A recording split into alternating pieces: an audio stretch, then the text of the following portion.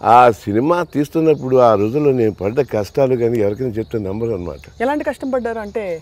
ఫైనాన్షియల్గా సినిమా ఆగిపోయింది అసలు సంగతి. ఆ సినిమా తీసేటప్పుడు అన్ని కష్టాలు పడుతుంటే ఓ రోజు యాక్చువల్గా మైలాపూర్లో బిషప్ గారి దగ్గరికి వెళ్ళి అడిగాను. నేను తెలుసో తెలియక ఆయన వేషం వేస్తూ ఆయన సినిమా తీయటానికి వేళ ఆగిపోయిన సినిమాను మళ్ళీ తీయటానికి నా నెత్తిన పెట్టుకుని చేస్తుంటే నాకు ఇన్ని కష్టాలంటే దినదిన గంట నూరేళ్ళ ఆయుష్లాగా 2 రోజులు షూటింగ్ అవుతే మళ్ళీ 3 నెలలు ఆగిపోతుంది. ఏంటంటే ఆయన జీవితంలో ఒక మానవ రూపంలో వచ్చినటువంటి దైవ కుమారుడు ఎన్ని కష్టాలు పడ్డాడు నీకు తెలియదా? ఆయన వేషం నువ్వు వేసుకుంటున్నావు కాబట్టి నీకు తప్పవు కష్టాలు అని అన్నారు. కానీ ఒకటి మాత్రం గుర్తుంచుకో, ఎప్పటికీ ఆయన నీ చెయ్యి విడవడు. ఈ సినిమా కంప్లీట్ అవుతుంది, నువ్వు కష్టపడాలి. I started developing A kind of relationship with God అనమాట. ఆ స్టేజ్లో ఆ రోజుల్లో నాకు సినిమా ఆగిపోయింది, ఎలా ఏం చేయాలని గడ్డం పెంచేసుకున్నాను. ఇలా వైట్ షర్ట్ వేసుకుని గడ్డం పెంచుకుని జుట్టులో వెళ్తుంటే జనరల్గా అందరూ పాప మంచోడే అండి విజయ్ చంద్ర, కానీ ఈ సినిమా ఆగిపోయేటప్పుడు కొంచెం మెంటల్గా కొంచెం ఇదయిందండి. ముద్రపడింది, బాగుపడింది.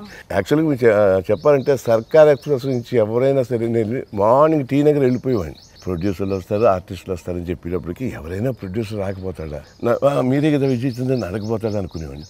సరే నేను ఇలాంటి పరిస్థితులు ఏం చేశాను, ఒకసారి అక్కడికి వెళ్ళి నిలబడుతున్నాను అనమాట, ఇలా గడ్డం పెంచుకుని చెట్టు దూరంగా. ఇంతలో 2 కుర్రాళ్ళు వచ్చారు. ఏమండి మీరు విజయ్ చంద్ర కదా అన్నారు. అమ్మ క్రైస్ట్ పప్పాడు ఖచ్చితంగా నాకోసమే. అండ్ మీ రౌడీ రాణి సినిమా చూసానండి, భలే చేశారండి, ఆ జంప్ హార్స్ మీద బ్రహ్మాండంగా ఉంది అని చెప్తుంటే ఓహో ఇంకేం మనం చాలా లైక్ చేస్తున్నారు అని అతను జేబుకే చూశాను. జేబుకే చూస్తే 100 రూపాయల నోటు జేబులో ఎదురుగుండా కనబడుతుంది అనమాట. ఆ వెనకాల ఒక కట్టలా కనబడేది నాకు. ఆహా చాలా మంచి వసతి కలిగిన కుర్రాడిలా కనబడుతున్నాడని.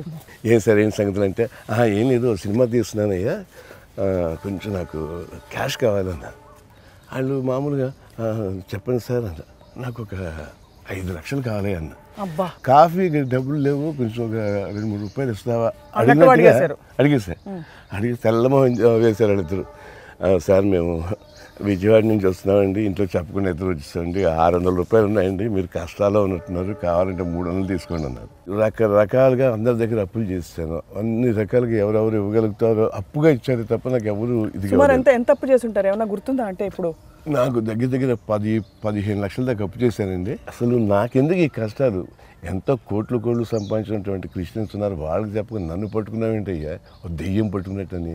You believe it or not, you know ప్రపంచంలో ఏ డిక్షనరీలో ఎన్ని రకాల వల్గర్ లాంగ్వేజ్ ఉంటుంది, ఎన్ని రకాల బూతులు ఉంటాయో ప్రతిదీ వాడనమాట. అని దేవుని తిట్టారు. కూర్చోబెట్టి నేను పిలిస్తే వచ్చాయి ఒక ఆకారం అక్కడ వచ్చి ఆయన కూర్చుని నాకు కళ్ళ ముందు కనబడుతూ ఉండేవాడిని. కూర్చోబెట్టి అధవ నవ్వు, ఆ నవ్వేందే నవ్వుతాను, నేను కష్టం చెప్తుంటా, నవ్వుతూ ఉంటావేంటి చెప్పు అని. అది నాకు నిజంగా అంటే I started developing A kind of relationship అనమాట.